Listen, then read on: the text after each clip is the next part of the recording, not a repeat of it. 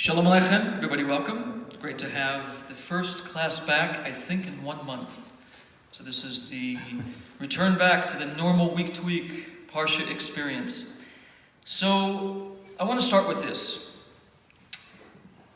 I've noticed in the years going through the Chagim, Rosh Hashanah, 10 days of Tshuva, Yom Kippur, Sukkot, Hashanah Rabbah, Shemini Atzeret, Simchat Torah, there's a moment where you reach a real high. There's a sense where you're floating, especially short of methane poisoning, when you have the hakafot and you're dancing and there's the festivity and there's the prolonged sitting in the sukkah, family, friends congregate. There's really a feeling that you're floating.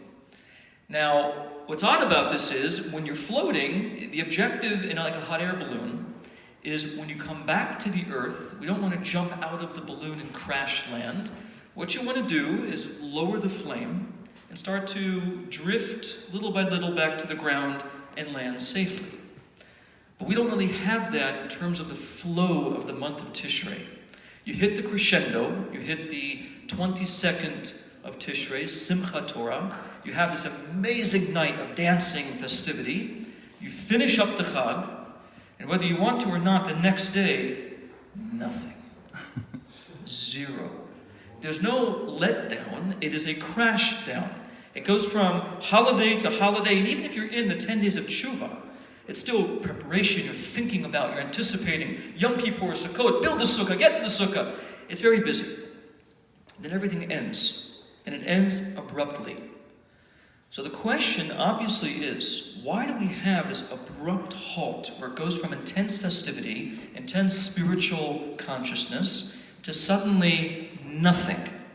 To compound that even more, it's so nothing that the month coming after Tishrei, our new month, Mar Cheshvan, is truly nothing. Of all the different months of the year, you can name even fasting days, days of lament, days of mourning. Yud Zayin Tammuz, Tisha B'Av.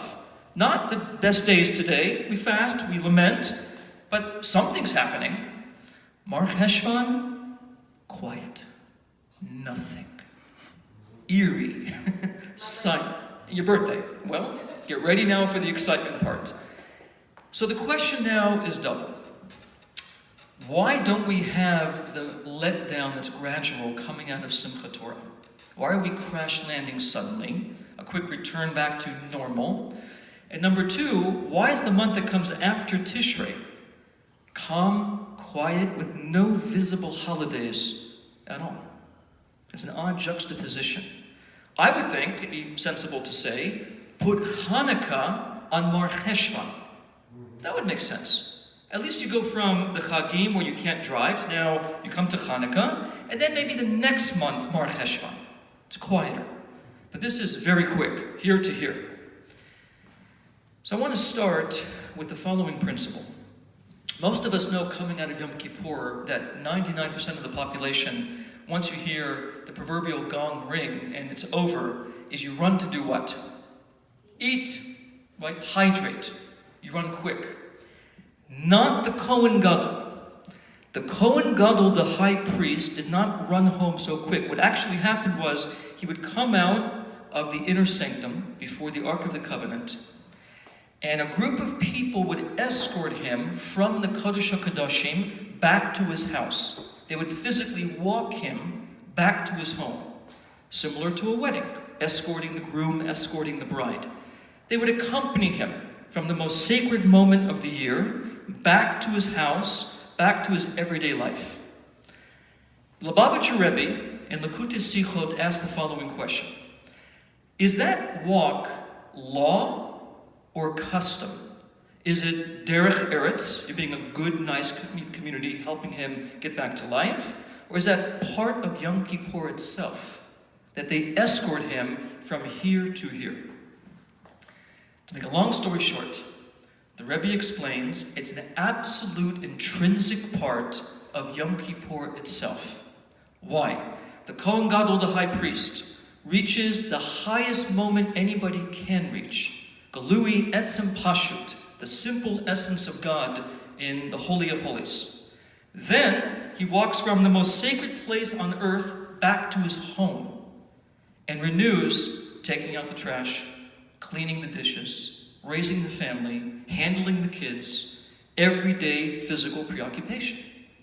Says the Rebbe, the whole mission of a Jew, by definition, is to run to the highest possible heights, called imratz libecha, and then shuv le'echad, return back to every single normal thing, not as a fall, but as an infusion. He takes the heights here and puts them in here. For many people, the letdown after, it's a very interesting thing that Hasidus talks about in many books. You can actually end up sinning tremendously when there's an intense arousal, and from the arousal, you're plunged back into ordinary. So as an example, every day we wake up in the morning, and as per Jewish life, what's the first thing you do? Modani, and then, if you're following the normal trajectory, you end up where? Wash. In the shul. You're davening. Shacharit. You come out of Shacharit, and you go typically where? In the world. Work. Into the world. The Hasidic masters warn, be very, very careful when you transition from the shul and all of the intensity of davening and connecting and meditating to the streets. That little interim of moving from shul to street is so dangerous that a lot of people have that psychological moment where I go from the heights of connection to suddenly ordinary, plain, even perfunctory, God forbid. But says the Rebbe, that's exactly where we have to think differently. When you go from the heights of hitlahavut, intensity, passion, connection, and you bring it all the way down to the normal, everyday physical life, and you can talk to the mailman, you can talk to your neighbor, you can walk down the street comfortably, you can do physical life with the inspiration coming with you. When that happens, that's the connection. In fact, says the Rebbe, you're often going to see that if you show most Jews the articles of our holidays, show somebody a shofar, and they're probably going to say to you, most people, Rosh Hashanah. Okay? Matzah. I came up reform. I know this. Passover. Pesach. Okay? Lulav. Sukkot. Well, those are all physical things, but they're physical things commanded by Torah to be used for a spiritual purpose.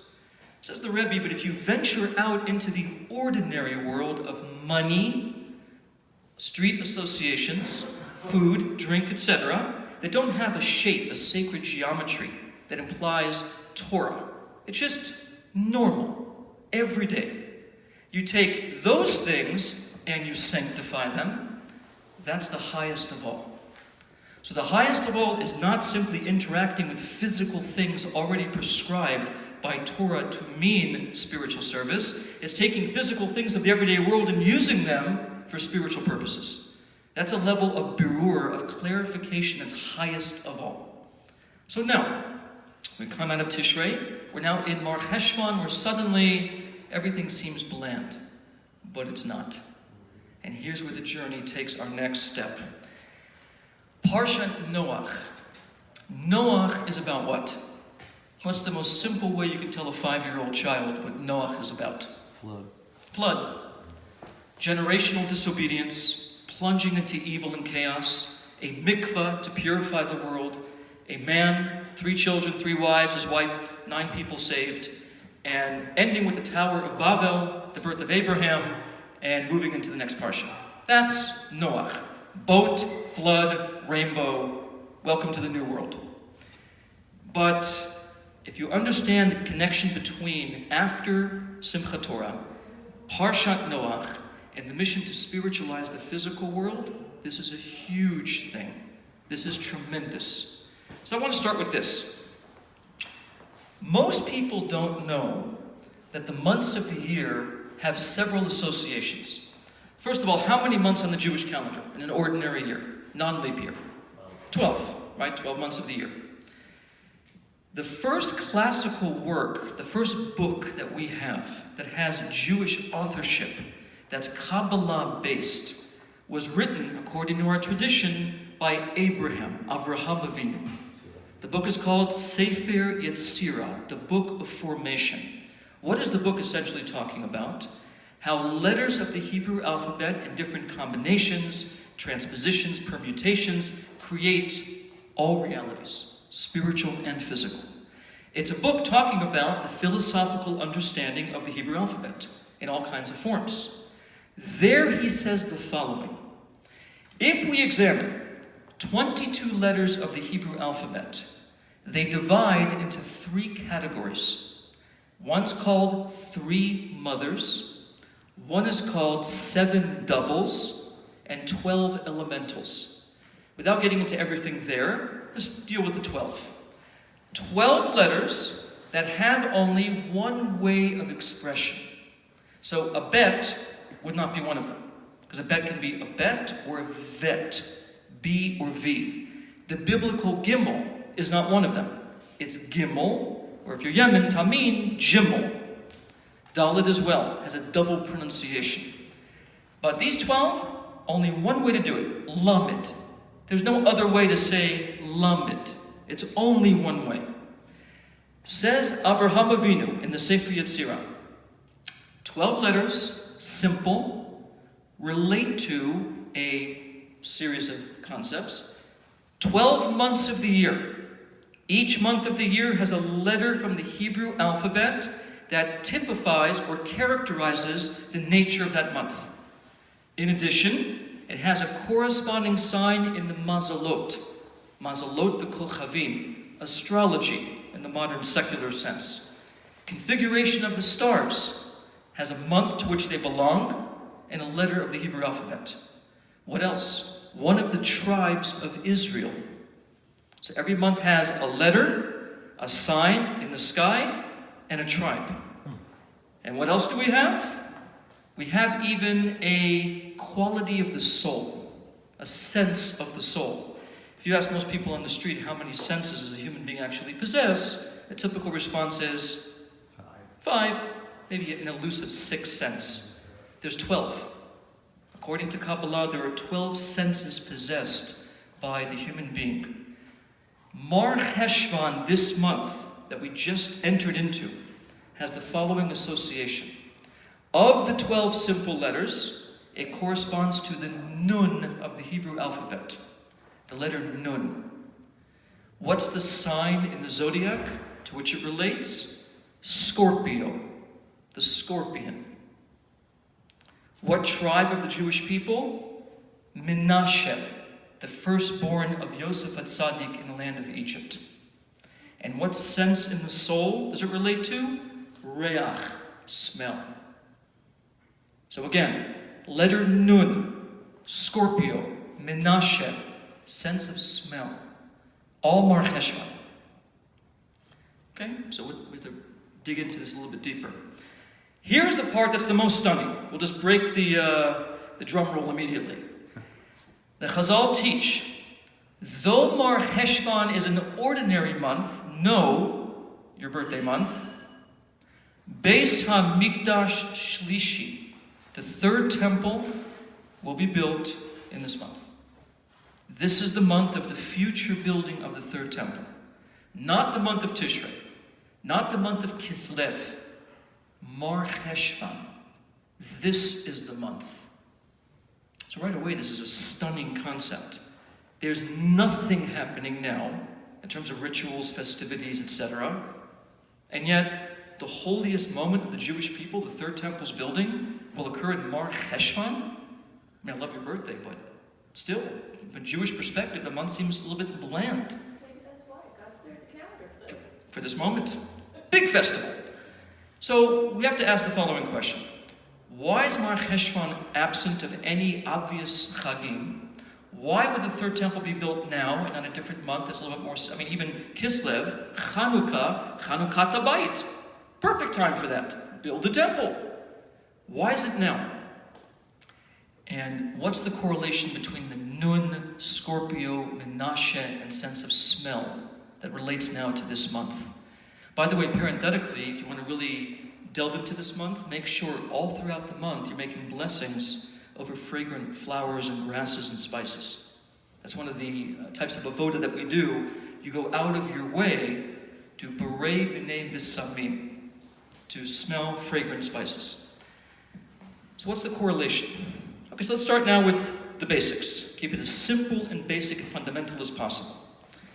We just said that the job of every Jew ultimately is to take the highest possible levels achievable and infuse them into finite physical reality, to bring it with you onto the streets. How you talk, how you conduct business, how you walk, how you relate to people, how you carry yourself, your thought process. We all struggle with this. That's the objective.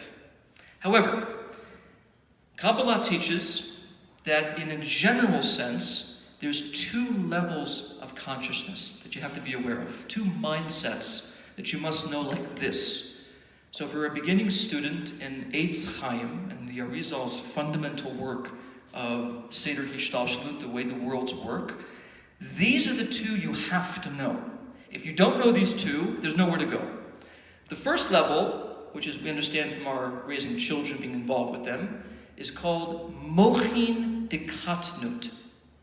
Now, what is a katan? What's a katan? Small. Child. The brains, the literal translation, the brains that are small. Small brains. Says Chassidus, we see it. A child of 6 is interested in what? Typically. 98% of the time.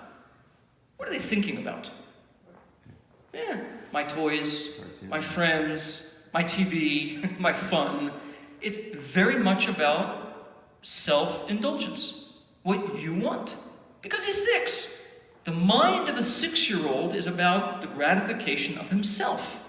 Now, he can be taught and educated, influenced, yes, but his mind isn't thinking about existentialism, about abstract ideas of morality, good and evil. That's not what 6-year-olds are. They're at a very simple level of what will benefit me? What do I like?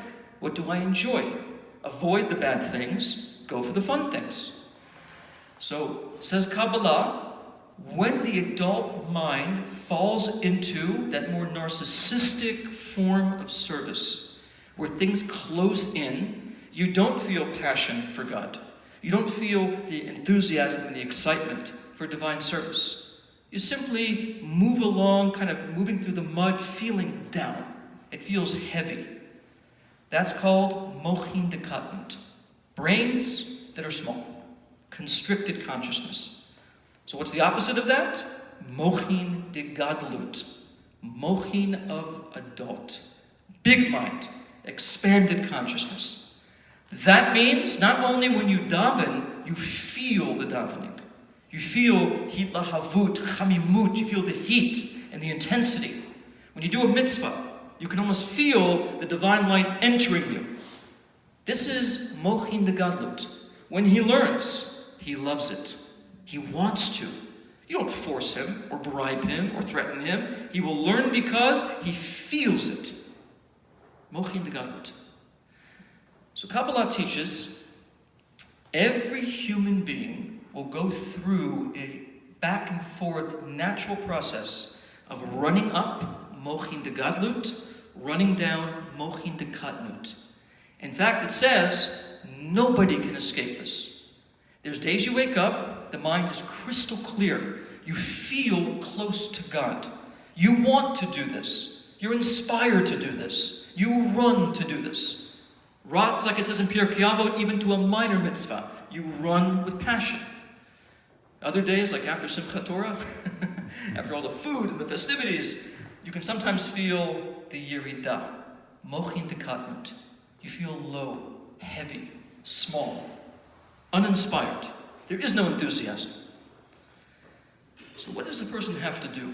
We have to develop a rhythm and a realization that the only way one can serve, truly serve as an Eved Hashem, is mastering the moments called Mochin Dekatnut. Mastering small moments, weak moments. When a person serves because they're inspired to do so, this is no chidush. Every human being I've met so far has moments of spiritual excellence. They feel high. They feel grand. The key, a real servant is, even when you don't feel like it, to learn how to do it anyways. That's the hard part of any service. Be it a parent, a spouse, a servant of Hashem, going to work. These are all things that require sometimes a little bit of self-motivation when no motivation is to be found. So, mochin de kadlut, mochin de gadlut. If we master both, moments of inspiration, moments of feeling down and heavy, then we're mastered. Then we're doing it. Now, from a Kabbalistic perspective, the way we talk about those two states, mainly from the Kabbalah of the Arizal, is two names of God. One name, we've all heard these before, these are typical to the Hebrew text, is Elokim. The name of creation. Bereshit bara Elokim et hashamayim v'et haaretz. In the beginning, Elokim made the heavens and the earth. Vayomer Elokim, Elokim said, Yehi or. That's one. The second name, Hashem. Vayomer Hashem el Moshe. So when does Hashem appear? In relation to our spiritual service. Bringing a sacrifice. Adam, ki yakriv mikem karban le Hashem. Every mitzvah, Hashem commands. Creation is Elokim, the impersonal, physical existence around us, but our unique individual avoda, Hashem. The Arizal comes and says, these two names are in fact these two states of consciousness. Elokim, mochin de kadnut, small brains, childlike disposition, lacking spiritual enthusiasm, distracted, clouded, heavy. Hashem, mochin de gadlut, expanded, feels the passion. In essence, we go back and forth between Hashem Elokim, back and forth, all day. Some minutes, you're on fire. Some minutes, you couldn't be weaker. But the flow back and forth is, from an inner experience, the movement of the mind between expansion, constriction. Expansion, constriction. So what is the ultimate purpose then? To make sure even Elokim, even the weakness in you, the moments of, don't want to do it, don't want to do it. In those moments, when he does it anyways because he says to himself, I'm an Eved Hashem, I'm a servant. This is my duty to do so. He takes even a weakness, and in the language of the Baal Shem Tov, he makes it kisei lemochin de gadlut, a throne for higher consciousness. In other words, we can't exist fractured. We cannot exist in a state of saying, sometimes I'm on, sometimes I'm off. Now, we all are because we're human. But the objective we're trying to reach is, I'm always on. Despite emotional enthusiasm, I give myself to the task. I told this before in class. At one time I was in my clinical phase, my medical program, 23. And I remember sitting in the room waiting for patients to walk in, and there was a little book that said, The Fundamentals of Yoga Meditation. That was the book. A little, maybe 20-page book of just little narratives about yoga. Opened the book, flipped it open, to the following statement. Yogis know that the yoga practice must occur, be it sunshine or rain, be it hot or cold. It is no difference. The practice must get done, practice anyways. That was the gist of the description. That's exactly this. The exact concept of, it's not how you feel, it's what you must do. But when you master the idea of my feeling is weak, but I do it anyways, then you achieve something much bigger. You unify Hashem and Elokim as one. You connect them together as one. So now, to keep that idea in mind, Hashem, mochin de gadlut, expanded consciousness. Elokim, mochin de gadlut, constricted consciousness. And now, let's go to the Shema. What do we say in the Shema? The most sacred verse in all of Judaism, because every single Jew knows it, or some version of it. What is the translation of Shema Yisrael, Hashem Elokeinu, Hashem Echad? What does that mean? Simple translation. Yeah, Hear, O Israel, the Lord is God, the Lord is one. That's it. But again, translations often lack the nuance of things being spoken. Comes the Shla, the Shnei Luchot Habrit. Famous commentator and says, this is much more than that. Why are we saying every day, twice a day by biblical law, additional 2 times by rabbinical law? Why do we say, hear, O Israel, Hashem Elokeinu, Hashem Echad? All you have to say is, Shema Yisrael, Hashem Echad. Or Hashem Elokeinu Echad. It says, Hashem Elokeinu, Hashem Echad. It goes back and forth, back and forth. So the Shla says like this. The Jew must understand, in order to reach a level of God is one, really one, you have to understand every state of you in mind, heart, and body has to be one. To experience God, you have to emulate God. From God's perspective, there really is no change. We say this in Chassidus, Ani Hashem lo shaniti. I am God, I have never changed. There is no difference between day and night, creation, non-creation, pre-tzimtzum, after tzimtzum. All the things that we talk about in Seder Hishtalshalut, they're one, from God's perspective. So if the Jew says to himself, I wake up in the morning, Modeh Ani, I don't want to go to shul today. Don't want to do it. I'm just being honest. I don't want to go. I don't feel like it. And he admits, right now, it's Elokim, Mochin de Katnut, heavy, disinterested, no passion. But then he says, however, I'm an Eved Hashem. I take myself, whatever form I'm in, I put myself into the shul, I carry out the avodah anyways. What happens then?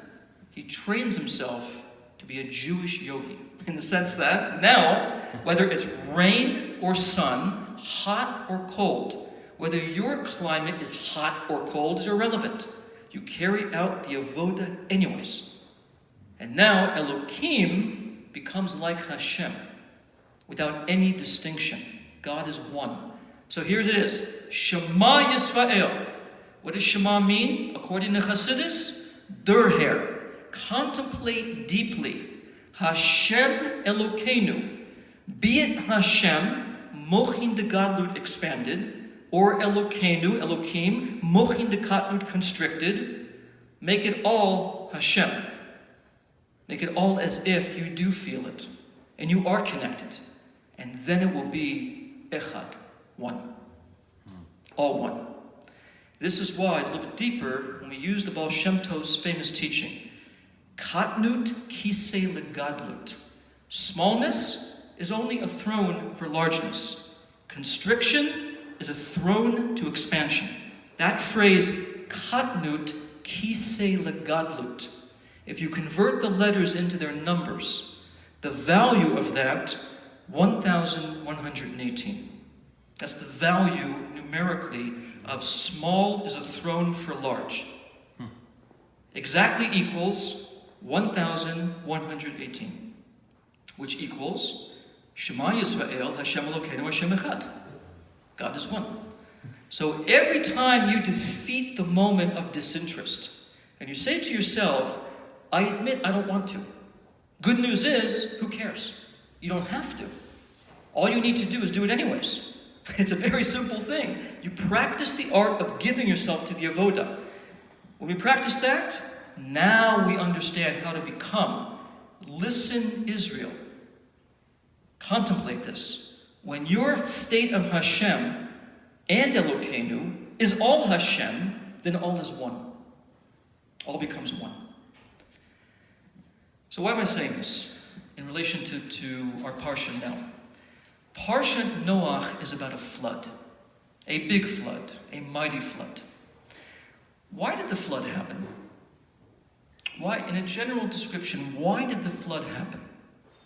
I mean, God can punish in all kinds of ways.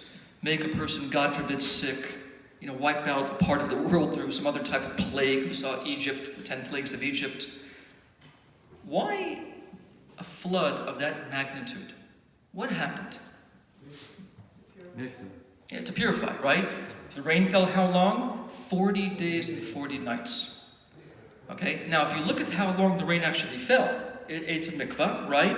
After the rain stopped, it says for 150 more days, the water churned and pulled, and like a big torrent pulled things apart. So 40 days, 40 nights of rain, above, below, below, above, like we describe in the Torah. Then 150 days of this incredible, unceasing momentum of water, pulling things all apart, changing geography itself. So 150 equals mikvah, the same value. This is a big mikvah. It's a big purification process. Why? What's the point of this? So now let's talk about the water. What is, from a Hasidic perspective, the meaning of water? What is water? What does it cause things to do? Grow. It causes growth. So is water a good thing or a bad thing? It's both, right? In the book of Tehillim, the book of King David's 150 chapters of Psalms, sometimes he says, Mayim hazedonim, toxic waters, bad water. We also have Mekor Mayim Chaim, right? We have healthy water. Water can be both. The Talmud says in the Tractate of Ta'anit, Ein Mayim Ella Torah. There is no water, only Torah. Now, here comes the shocking part. Anybody see something strange with the rain falling exactly 40 days and 40 nights? What else occurred in exactly 40 days and 40 nights? A little more upbeat, this particular event. Giving up the Torah. In Parsha Kitisa it says, Vayehi Sham, Moses was on the mountain, Arba'im Yom, Arba'im Laila, 40 days and 40 nights. This is clear in the Torah. It's the exact same model. So the question that has to be asked is, why is there an overlap? Whenever there's a conceptual relationship between two sections, they overlap. The flood, the Mabul, overlaps with the giving of the Torah, the most joyous event possibly until Mashiach's coming in human history. Why? What's the connection? So now we take our dive in. The Ben Ish Chai of Baghdad once explained, quoting the Zohar, by far the most difficult section to read in the Torah is a section called the Tochacha in Parsha Kitava. 676 words describing all of the bad things that will happen if you move away from the Brit, the covenant of the Torah. What the nations will do to you, what will happen to you personally, your family. A horrible section to read. But the Zohar comes and says, all of the blessings are also there. How you read it depends upon what kind of person you are. As the famous story goes with the Alter Rebbe, right? The Rebbe, the second Rebbe of Chabad, was a young child, almost bar mitzvah age, just to say very short. And once the Alter Rebbe had to leave somewhere, so another person came up to read that section.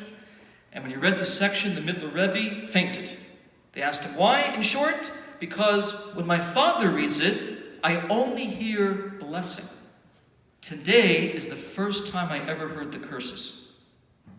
In other words, it's not all curses. It's how you understand the flow and the movement of the words. This is why by our tradition, the Torah has letters. If you're a scribe, a sofer, you write a Torah, a mezuzah, tefillin, you make a letter. You have crowns on the letters. What don't you have in the standard written Torah? No vowels. No vowels. Right? Which means that how you read the words is not definitive when you look into the Torah. And there's a reason for that. We have a tradition of how to read them, but there's infinite ways to read them and move them together. Because hidden in every negative is its opposite. It depends on how you see them. So, says the Ben Ish Chai, know that in the Tochacha, all of the blessings are there. What's the evidence of that? How many words are in the Tochacha? 676 total. 76. Which is exactly 26 squared. 26 times 26. Again, what's 26? Hashem. Mochin de Gadlut. Expansion. Blessing. Hitla Havut. Energy. The very opposite of the standard reading of the Tochacha. Elokim, Mochin de Katnu, darkness, Galut. It's all there. It's how you understand what you're looking at. Case in point, for many people here, everyone's gone through moments of struggle. Very often in the hour of the struggle, mochin dekatnut Elokim, it's hard to look and say, oh, by the way, thank you for this. This is wonderful. Love doing this. Most mortals will look up and say, why me? What did I do? What happened here? We might believe in the eventual meaning of it, but in the moment of it, it's hard emotionally to endure it. Then what happens? Some years go by, you look back and say, wow, the challenge I endured has made me a better version of myself.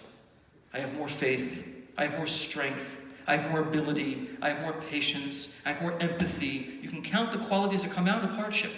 They put something in you that, if used properly, are blessings in disguise, even if in the hour they're difficult to comprehend. That's the Gadlut hidden in the Kadnut Hashem Elokim. Now, Noach, 40 days, 40 nights of water. Giving of the Torah, exactly 40 days and 40 nights. The Zohar comes and says, 2,000 years ago, know that the generation of the flood was not supposed to receive a flood, not of water. It was supposed to be the giving of the Torah itself. This moment of the flood was meant to be the flood of advancing human civilization into the era of Torah. The generation had the ability to do it, but they went the wrong way. So the waters of Torah became the waters of destruction. They converted the words the other way. What's the hint of this? How do we say in Hebrew flood? Mabul. How do we spell the word Mabul? Flood waters. Mem, Vet, Vav, and Lamed. Okay? So watch this. The Mem has a value of 40. The Torah was given 40 days and 40 nights. The Vet of Mabul is the first letter of the Torah. Bet, Bereshit. The Vav of Mabul, according to Masechet Kedushin, in Parsha Shmini, if you look into the book of Vayikra Leviticus, in Parsha Shmini, you'll see that the word Gachon, describing creatures on their belly, has a big Vav. Says the Talmud, this is the middle of the Torah. So the Vav of Mabul is the middle of the Torah. The Lamed of Mabul is the end of the Torah. The word Yisrael. Moshe le'enei kol Yisrael Bereshit bara Elokim, read it also on Simchat Torah. So in the word Mabul is the whole Torah. How long it was given, beginning, middle, and end. All in the word Mabul. To say to you, you have a choice. You have a choice. Reality doesn't just happen. Reality is happening according to how we move. Biocentrism in philosophy. It's a projection of who we are. This flood that destroyed mankind could have elevated mankind. So it was a missed opportunity. It advanced itself all the way to 2448 after creation, Moses' generation of Moshe Rabbeinu, the giving of the Torah, 7 from Avraham Avinu, Mount Sinai. But this could have been it. This could have been the moment. One step further. The Zohar comes in Parshat Vayera and says, not only were the souls of Noach meant and capable to receive Torah, you should know a flood is coming again. When? In the same year the floodwaters began then, they're going to begin again later. What am I talking about? It says the Torah in this Parsha, in the 600th year of the life of Noach, the windows of the heavens and the well springs of the deep opened, and the Mabul came upon the earth.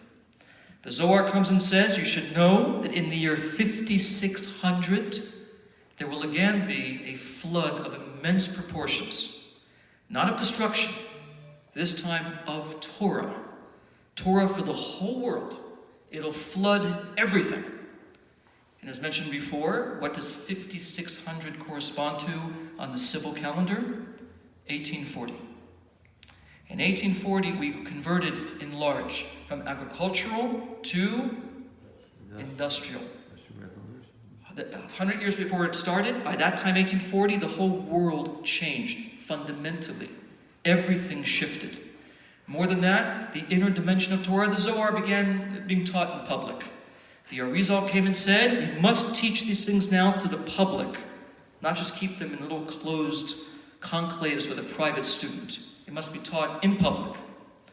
So what happened in the Industrial Revolution? Everything changed. The world became smaller. Now, you point one camera, case in point, at someone. I'll take this camera, that recording, upload it to a computer that then makes it accessible to the whole planet.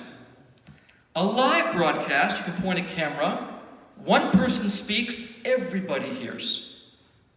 Technology has changed everything. Many of the prophecies we now understand because of technology. Prophecies like, in the days of the Mashiach, they will fly back on the wings of eagles. Well, it's clear if you're a prophet 2,000, 3,000 years ago looking at an airplane, not hard to think about the plane mimicking a big bird. Verses like, Eliyahu Hanavi will introduce the Mashiach, and everybody will see and hear. Well, it could be a vision, or it could be a camera. The flood of Noach now is a flood of two things. Advancing the world toward becoming unified via this technology, and two, Torah accessibility for everyone. But we also now live in that moment where our technology poses a tremendous threat and a tremendous advantage. In my own house, we have to be very, very careful to monitor how it's being used. Children with developing brains can very quickly look at these things, become entrenched in them, neurochemistry changes, and before you know it, addiction. The need for this dopamine stimuli all the time. More, and they're glued to it. It's very hard, because they all grew up like this. If I take the same technology and move it toward a divine concept, filming for Torah, showing videos that promote the idea of Torah principles, some fun, yes, but largely focused on the goal of unity for the sake of a Torah agenda to change the world. If I can capture that in technology, I will not convert the waters of the flood of the current generation into a wave of destruction. It'll be a wave that promotes godliness and expanded awareness. So Parsha Noach now is the moment we're in. The waters are a flood. Everything now, in fact, even by modern standards, when you ask a futurist, where's it going? I've heard these talks, TED Talk, private talks, talks at university. Where's it all going? Do you know what the answer is? No idea. It's so advanced now, moving at speeds nobody can predict. Not 50 years, 100 years, weekly. Weekly it's changing and advancing and progressing and moving. Artificial intelligence, etc. It is moving, and no one knows where it's going. We know where it's going. The Zohar told us. It's preparation for the Messianic era. But similar to Noah's time, we cannot be content with simply having potential. They thought the same thing. It ended the wrong way. A mabul of death. A mabul of suffocation. It blotted them out. We have to take the current mabul and change the letters into, as we said a second ago, a mabul of Torah. Mem, Vet, Vav, and Lamed. To make sure that the flood today mobilizes Torah. Not just simply anywhere it wants to go. We have to focus it and use it the right way. And how do we do that? By, I'm talking to myself now, set the example in my own house. I walk into my home at night, I take my phone somewhere here, turn it off, put it down, and show them the mastery over the technology. Versus the idea that I'm holding it, and every 5 seconds like this looking at it, and keep moving the screen around, and that happens too. Which shows them it's controlling me. I'm controlled. I'm not the one controlling. So Noach teaches us that there's two possible outcomes. A flood of Torah or a flood of the opposite. God forbid. We now have our moment in history to make that difference, to make that distinction between this and that. Now, one more thing. In the Hasidic writings, in the famous work called Torah Or of the Alter Rebbe, the flood water also has one more dimension. It's the complete, incessant bombardment of physical consciousness. Work, money, struggle, physically moving through the world and feeling the weight of the world. It's called Mayim Rabbi, great waters. All of the Hasidic masters explain the flood today, beyond, of course, what we just described right now, is a flood of the mind never stopping. It moves and it moves and it moves. And it's like static. It just keeps on coming. Difficult to contend with. So how do we do it? How do we stay afloat? How do you build an ark? That's what Noach did. He built an ark and saved everything. So it's explained the way we not only survive this, but use this well. We have to become aware that the physical world is not meant to capture us. It's meant to be directed by us. If we overcome those static moments and we rise above them, again, the ark rises above, high above, we by definition transform those waters. All of it changes. In fact, as the Baal Shem Tov taught, this is the meaning of the ark of Noach. As Noach is commanded, build an ark. He's given certain dimensions to its building, 300 by 50 by 30 by 1. Go into the ark, bring the animals, bring creation, and set a stone, a tzohar, or a window, some say, at the upper 1 cubit. Says the Baal Shem Tov, the word itself for ark, tevat, teva, also means words, as taught classically in Keter Shem Tov in very great depth by the Rabbi of Kamarna. Build an ark, build words. Words of what? Torah and tefillah. And what will you do in the ark? When the waters come at you, run into the ark, close the door. The ark had no windows, according to many, just surrounded them from every possible side. And in there, you will ride out the water. You're going to ride out the 365 days.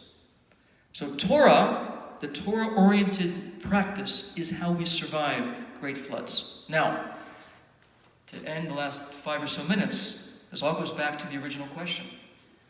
Why is Mar Cheshvan empty? Why is this month empty, boring, nothing goes on here? And why do we have this correlation of the Nun to smell, to Menashe, to Scorpio? So now we have the answer. The letters of Mar Cheshvan have a couple of different ways to understand them. Mar, Marirut means what? What is Mar? Marur. Bitter. Okay?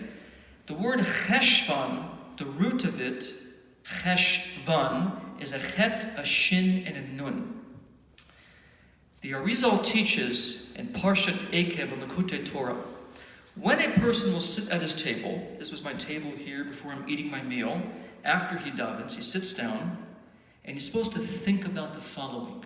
How I eat my meal will determine where the energy goes. If I eat with a certain mindfulness, chew it properly, focus on God, focus on power to serve properly, the letters of table, shulchan, permutate to lechoshen. So what's a choshen? The choshen mishpat of the high priest, the Kohen Gadol, is where all of the tribes were unified.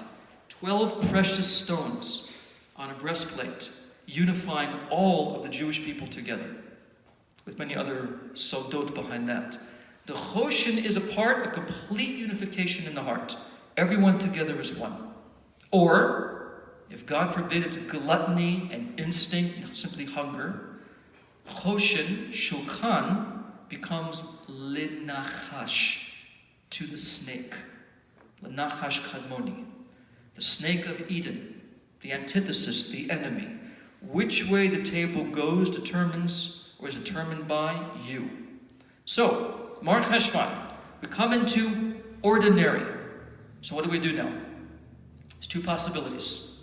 It's either going to be the letters of Mar Nachash, bitter snake. A month that's boring, simple, ordinary, where we lose enthusiasm. The bite of the snake takes us. Or, same letters, Mar Cheshvan, Mar is also Ram. Has taught at length in many places. What's Romimut? Elevation. Ram, Cheshvan, can also be Choshen. So which outcome it is, depends on us. If we master the idea that comes Parsha Noach to tell us, even though the waters are upon you, and you feel after Tishrei, after Simchat Torah, Sukkot, before Yom Kippur, you feel down, you feel heavy, physical. Okay, well, you can be then Mar Nachash. This month can end up becoming, God forbid, a month of ordinary, physical. But a little bit of mindfulness of, wait a second, what does God want to do in this month? Build the third temple. How do you build the third temple? By bringing godliness into even the ordinary. Turn Mar Cheshvan into Ram Choshen, elevated breastplate, an elevated state. So now we understand the other meanings as well. The Nun was the letter, according to Avraham, of this month. What does the Nun mean? Letter Nun? The 50 gates? Okay, yes. So you mentioned about how it says in Masechet Rosh Hashanah there are 50 gates of understanding. The 50th is the highest. Good. But the Talmud says in Masechet Brachot, the Nun actually means Nifilim, fallen, Nofel. Hence in the prayer called Ashrei, Tehillim Kuf Mem Hey, if you look at the letters, Nun doesn't appear. It goes Aleph, one verse is Aleph Bet, it's acrostic, Aleph Bet Gimel Dalet, no Nun. It skips to Samech. Because the Nun is fallen. Okay, so wait, so why is Nun this month? Depends how we use it. If the month is used right, it becomes the Nun of the 50th gate of understanding, the highest level. If, God forbid, we succumb to the Mayim Rabim, the many waters of physical consciousness, lacking that commitment, it becomes the Nun of fallen. Okay? What about the scorpion? Talmud says in Masechet Avodah Zarah and Masechet Chagiga Perek Kama, the scorpion's sting is cold. It produces coldness. What does cold mean energetically? Apathy, disinterest. I don't care. Don't care. The worst thing, even worse than somebody who's argumentative, is they just don't care at all. Won't even engage the conversation. That's a big problem nowadays. Need a lot more energy, engagement. Scorpion of this month can either become the coldness, God forbid, of disinterest, lack of enthusiasm, or how can coldness be used productively? Says the Ben Ish Chai, very simple. When your Yetzer Hara says to you, go do a bad thing, remember what your service is, to sanctify the Creator. Be cold for the bad things. Don't run so fast. Practice being cold and apathetic regarding averot, regarding the other things that pull us the wrong way. Use cold the right way, but not when it comes to kedusha, mitzvot, etc. How about sense of smell? The Bnei Yissachar explains, if you go back to the original sin, tree of knowledge of good and evil, each one of the senses was used. Saw that the tree was good, listened to the cajolery of the snake, touched the fruit, the tree, ate the fruit. Never what? Never smelled it. So according to our tradition, the sense of smell remains an intact sense in the human experience. It goes right into the highest dimensions of Kedusha. In fact, say the prophets, when Mashiach will come, he will judge you by smell. You can smell the mitzvot. You can smell whether it's this way or that way. It's more of a spiritual scent. So smell means that this month, as ordinary as it may be, not so ordinary. What motivates this month is the smell of the high. That's why I said to you before, smell the spices. Literally, stop and smell the flowers the whole month. Practice using this and remember something. The Mashiach's arrival and his use of smell to differentiate between souls is in this month, the ordinary. Last one, what is Menashe? Says, we say it really short, Menashe simply is the ability to stand in exile. The Rabbi has a whole sikha about this in Parsha Vayigash. The power to stand in exile and bring out the neshama even amidst tremendous difficulty. Menashe are the letters of neshama. His ability is to bring the soul out. He can withstand the deepest, darkest exile. This is just the tip of the iceberg. So all of these relationships refer to the idea that the month of ordinary, everyday reality is where the third temple is built. Why? Because we built it. First in ourselves, and then in the world. And lastly, according to one opinion in the Talmud, 17th of Mar Cheshvan is when the flood of Noach began. Now we just said, either it's a flood of destruction or it's a flood of Torah. So it's all a hint. This month is a month where we practice being extraordinary in ordinary. We practice it now. If we can master that, Hashem Elokim, Hashem Echad, then we'll change the outcome of a flood, Yud Zayin Mar Cheshvan, of destruction, to a flood as was intended of the deepest Torah, what's called the sixth book of the Torah, in Rabbi Chaim Vital's writings, the Torah of Mashiach. And I'll end with this. It says by the Baal Shem Tov, when the Mashiach will come, he'll do the following. Immediately, he'll open the Torah to page 1, the word Bereshit. He will explain the word Bereshit, and then reveal every possible permutation of that word. If there are 6 letters, there are 720 permutations. And expound each one of them. Then he'll go to the word bara, and do the same thing, Elokim, all the way through the whole Torah, to the very last word, Israel. Then he will close the space that today exists between the words. How are those spaces there? Says the Ramban, because Moshe Rabbeinu was told by Hashem where to put the spaces between the letters. He saw one chain of letters and where to put in the pauses. The Mashiach will close that gap and reveal a whole new dimension of Torah that's never been experienced before. Once he closes the gap, it'll be one long chain of letters, like it was originally, and he'll permutate that into infinity. So this is a very simple concept to us.